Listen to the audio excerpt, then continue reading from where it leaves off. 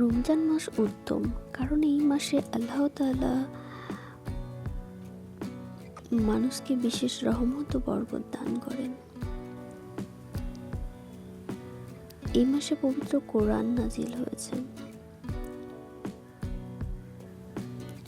যা মানুষের জন্য সঠিক পথের দিশা। রমজান মাসে রোজা রাখা ফরজ, যা আমাদের ধৈর্য, সংযম ও আল্লাহ ভীতির শিক্ষা দেয়।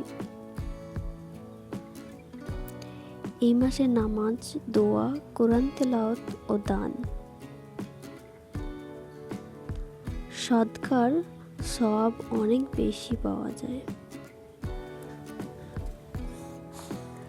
এছাড়াও রমজান মাসে লাইলাতুল কদর রয়েছে, যা হাজার মাসের চেয়েও উত্তম।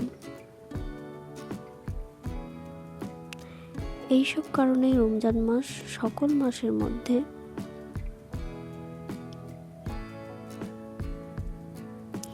সবচেয়ে উত্তম ও মর্যাদাপূর্ণ।